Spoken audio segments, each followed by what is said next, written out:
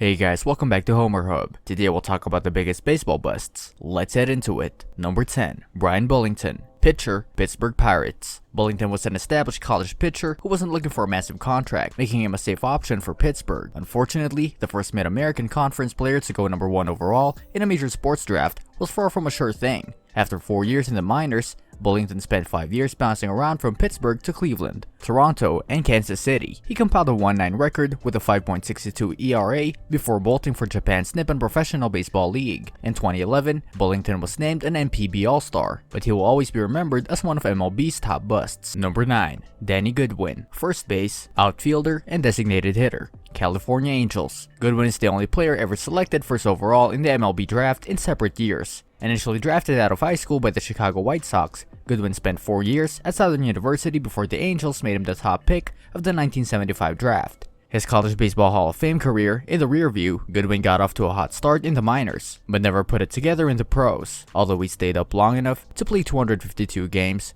Goodwin hit just .236 in the majors for a player who hit as well as he did, with .313 in the minors. Goodwin is one of the most disappointing players in MLB history. Number 8. Donovan Tate. Center fielder, San Diego Padres. Tate, a Georgia native, was a high school All-American in both baseball and football for Cartersville High. The son of a former NFL running back, Tate was an elite athlete who the Padres believed could develop into the mold of Andruw Jones. After making him the 3rd overall pick, San Diego dangled the $6.7 million signing bonus in front of Tate to encourage him to skip college. As it turns out, they would have been better off letting him go to school. In 2009 and 2010, Tate suffered various injuries that derailed the start of his career, highlighted by a broken jaw suffered in an ATV accident. In 2011, he was suspended 50 games for a second violation of baseball substance abuse policy. By 2015, Taylor was out of the Padres system. One notable outfielder taken later in that draft was some guy named Mike Trout. Ouch. Number 7. Steve Chilcott. Catcher, New York Mets. Chilcott, a lefty catcher scouted by Casey Stengel, was the first pick in the 1966 MLB draft. A California native,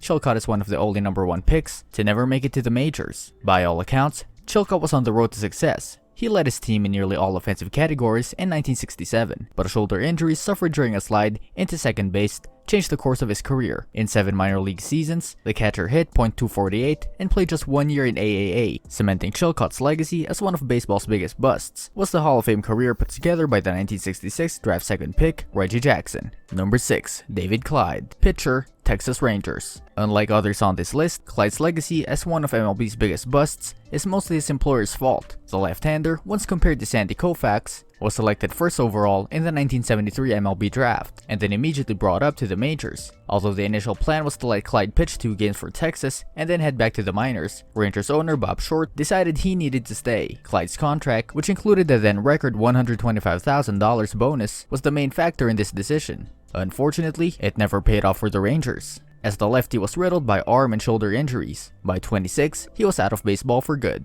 Number 5. Brooks Kieschnick. Pitcher, utility player, Chicago Cubs. Kieschnick, another college baseball Hall of Famer, is the only person to win the Dick Howser Trophy for top college player twice. A left-hander who hit right-handed, the University of Texas product was a great hitter with a .360 average, and pitcher with a 34-8 record and a 3.05 ERA in his 3 collegiate seasons. With the 10th overall pick in the 1993 draft, the Chicago Cubs selected Kieschnick. Although he was a fine college pitcher, he was ranked as the Cubs' top prospect by Baseball America in all 3 of his minor league seasons for his hitting power. Unfortunately for Chicago, that power never translated to the major league level. In 6 MLB seasons, Kieschnick hit .248 with a 4.59 ERA as a relief pitcher. Furthermore, in the 11 picks that followed Kieschnick in the 1993 draft, MLB All-Stars Billy Wagner, Derek Lee, Chris Carpenter, Torrey Hunter, and Jason Varitek were all selected. Number 4. Greg Reynolds. Pitcher, Colorado Rockies. The Rockies made Reynolds the 2nd overall pick in the 2006 MLB draft, with high hopes for the Stanford pitcher.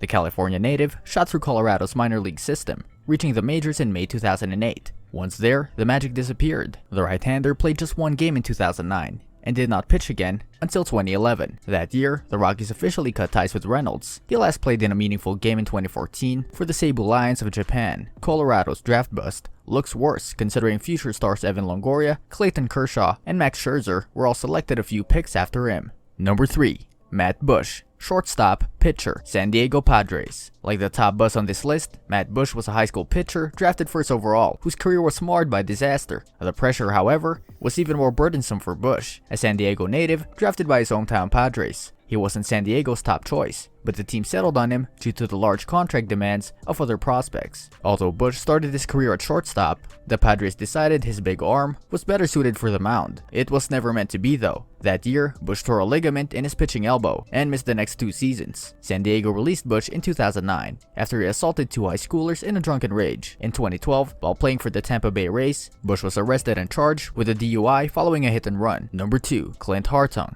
Pitcher, right fielder, New York Giants. Hartung was one of the most hyped prospects of his generation, mostly due to the eye-popping numbers he put up for military teams during World War II. During that span, the Texas native went 25-0 on the mound and batted .567 against competition that featured other major leaguers. The New York Giants were so impressed that they signed Hartung for $35,000. A hefty sum for the time. Expectations were sky high, with one sports writer suggesting Hartung would skip the Polo Grounds and head straight to Cooperstown. Once in a Giants uniform, however, the luster faded. Hartung finished his 5-year career with a 5.02 ERA and .238 batting average. Number 1, New York Yankees. The Yankees believed Taylor was their next big thing, drafting the lefty pitcher first overall in the 1991 MLB draft. New York was so taken with Taylor that they signed him to a $1.2 million contract, which was a lot for a high schooler at the time. While his career started off well, he went 13-7 with 150 strikeouts in AA. It took a tragic turn for the worse in 1993. While back home in North Carolina, Taylor got into a bar fight and suffered a serious shoulder injury. Over the next 4 miserable years, it was apparent he would never be the same pitcher. In 1999, the Yankees released Taylor with no return on their big investment. Unfortunately for Taylor, his reputation as one of MLB's biggest busts was magnified due to the success of the Yanks' next top pick, Derek Jeter. This brings us to the end of our video. I hope you enjoyed it.